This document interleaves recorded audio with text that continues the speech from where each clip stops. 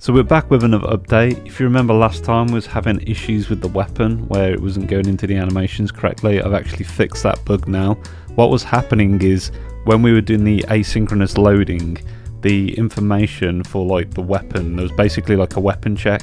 So if you picked up a weapon and it was asynchronously loading the animations, and then you were to drop the weapon and it still wasn't loaded, there was a check to say, oh, well, this weapon isn't the same anymore, so we don't need these animations anymore, then get rid of them. The check was coming up null sometimes because the actual information was getting garbage collected before the asynchronous was completed because I wasn't actually caching the information anywhere. So I solved it by caching the information, and I decided this is kind of a messy solution anyway. So I ended up shifting where the actual asynchronous loading happens to the weapon itself, and that meant that kind of led onto a whole, I don't know, cascade of changes that I made to a lot of stuff anyway, because I realized there's going to be a point where I'm going to have like loading animations, and I need certain like communication between the player doing the animation and the weapon. So I had to kind of shift all the way everything communicates to more of a centralized point. So if you imagine it like you've got now a radio tower, and everything kind of speaks to the radio tower, and then the radio tower then broadcasts everybody else. It's basically like an event system.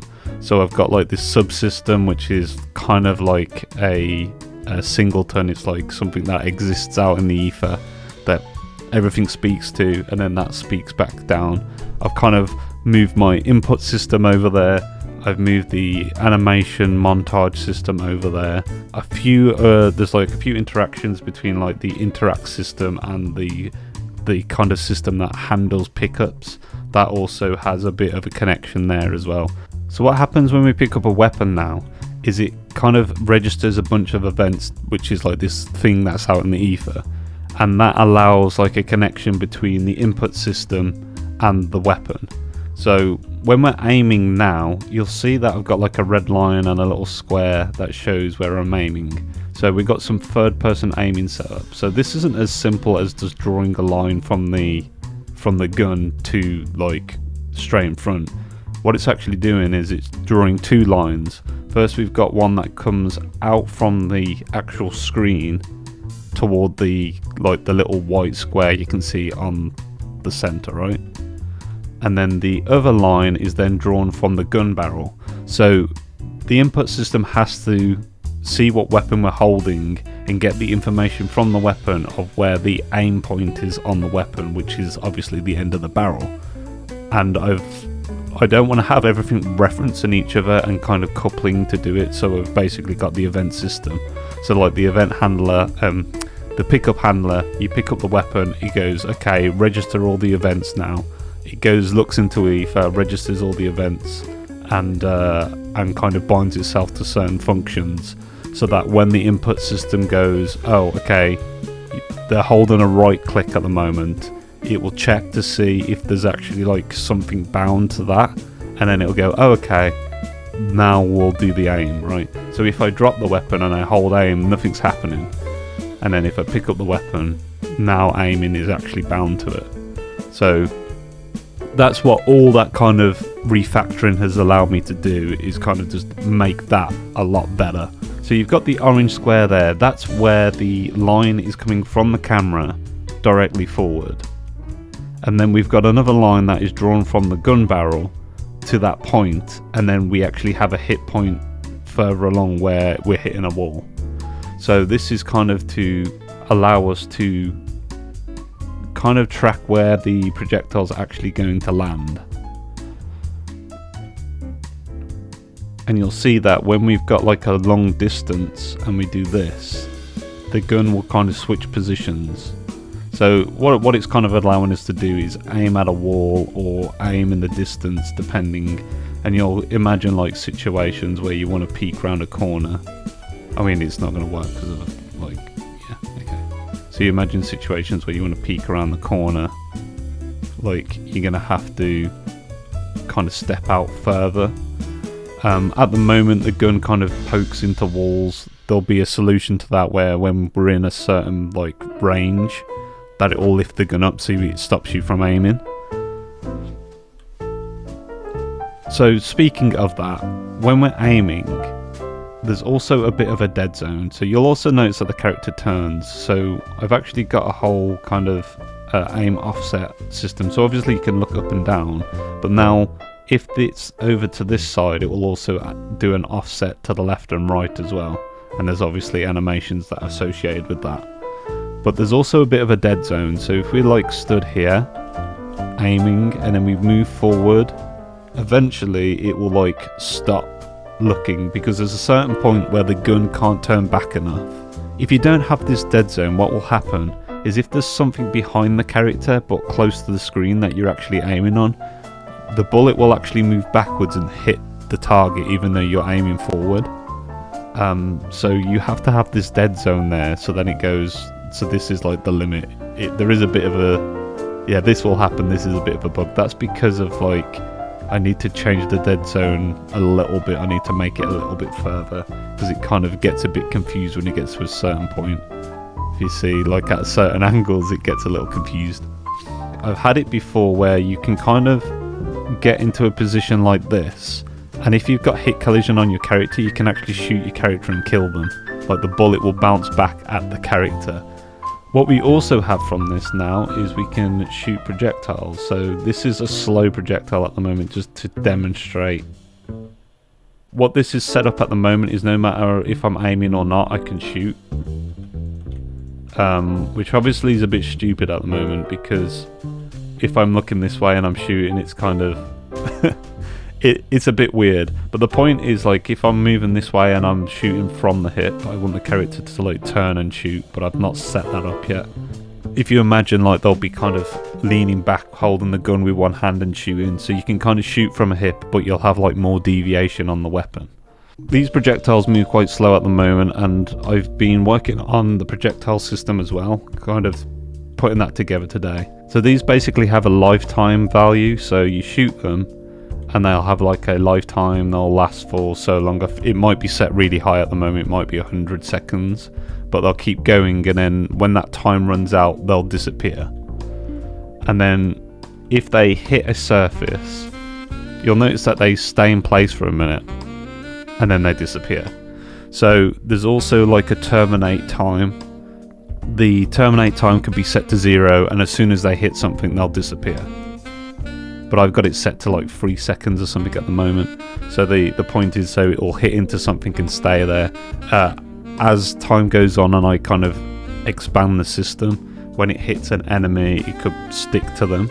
So you might have situations where it hits them, sticks to them for a moment, and then it'll blow up or whatever, right?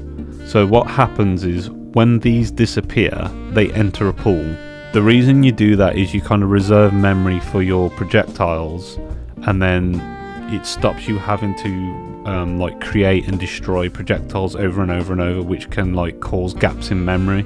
So if you imagine I shoot a projectile like this, hits the ground, it disappears, then it's invisible at that position, and then when I shoot again, it'll grab that projectile, put it back at the gun barrel, and then move it again. And this is also scalable, so it starts off with no projectiles in the pool. It loads the projectile in asynchronously, and then any like backlog all gets shot like at once. So if you rapid fire and the projectile still hasn't loaded yet, they'll all get stored, and then they'll all move the moment the actual asset's loaded. So the asset we're talking about is this like blue ball. That's what I'm talking about. That gets loaded into memory. Then what happens is it will create a instance of that in the world, and it will assign it to the pool basically. So if I haven't shot any projectiles at once and I shoot one, then there's only one projectile in the pool at the moment. So then when this one gets destroyed, we shoot the same one again. But if I were to shoot 2 of these, like so, when the first one's destroyed and the second one's destroyed, we've now got 2 in like in the pool, right? 2 kind of reserved. So this will be like one and this will be another. We've still only got 2 projectiles in total. So if there's, say, a lifetime of 10 seconds and we shoot a projectile a second, that means there's only ever going to be a total of 10 projectiles at a time. When you get rid of the weapon like so, it will then unload all of the projectiles after like a grace period, say after, I don't know, 30 seconds, say. It then gets rid of those projectiles and loads it out of memory. So this is my custom projectile class. So here we've got our lifetime, our termination delay, speed, etc. So the lifetime is how long it lives for. When that reaches 0, then it will die and then it will go back into the pool or whatever.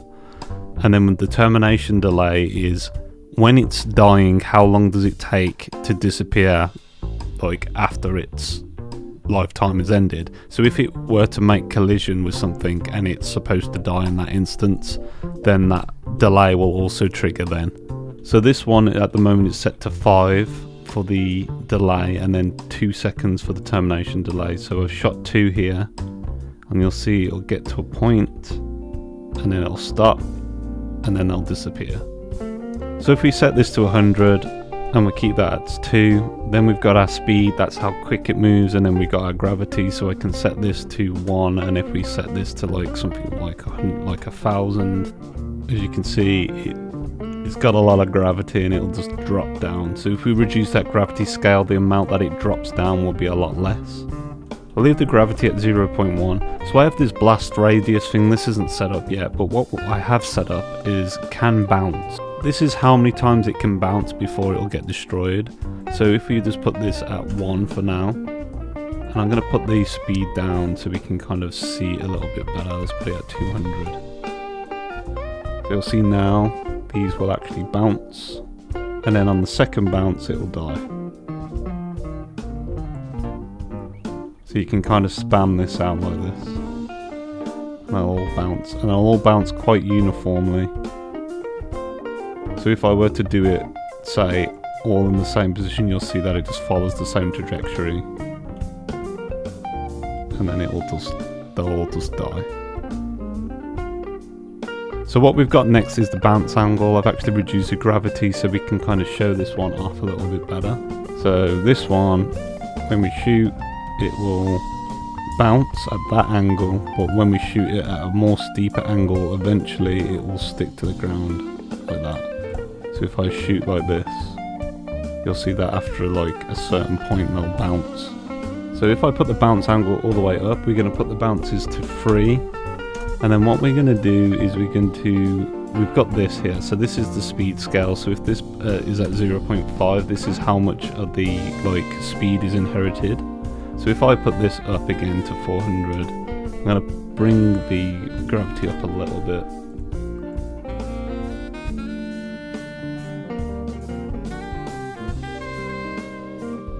So you'll notice that it's like when it hits, it bounces a lot more than its initial speed.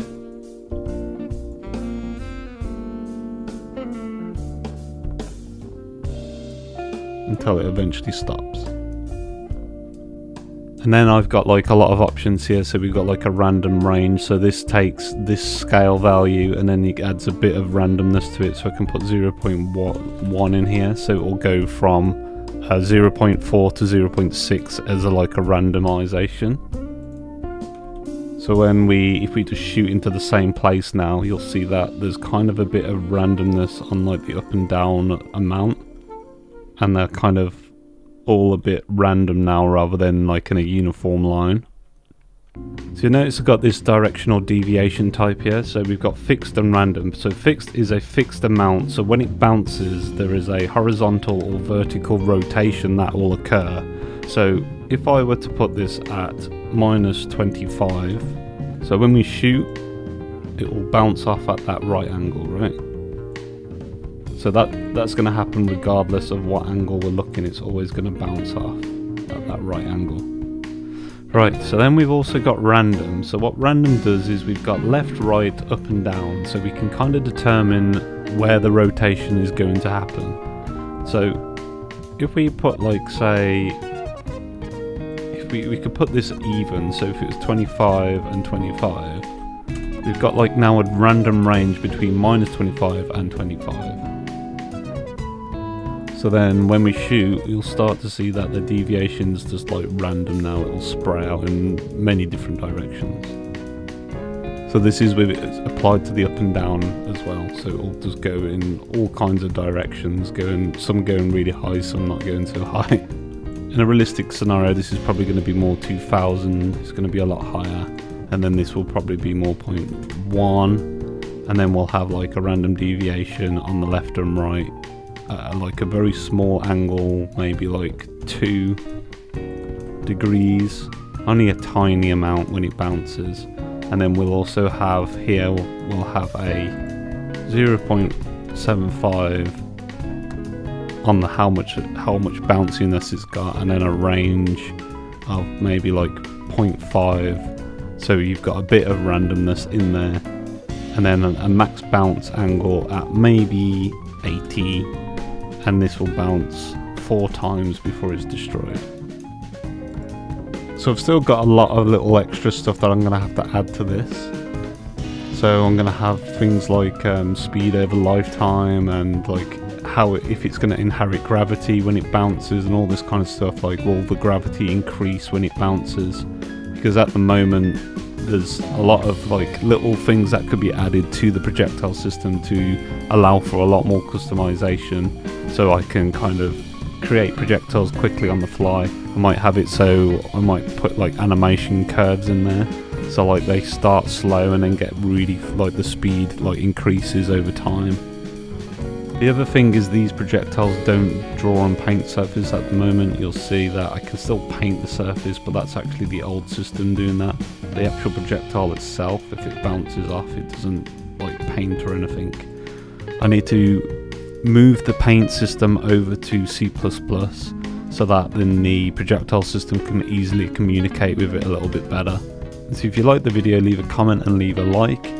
You can follow me over on Patreon, where I release the videos 2 weeks early, and then for free users I release them 1 week early, and then YouTube basically gets it last.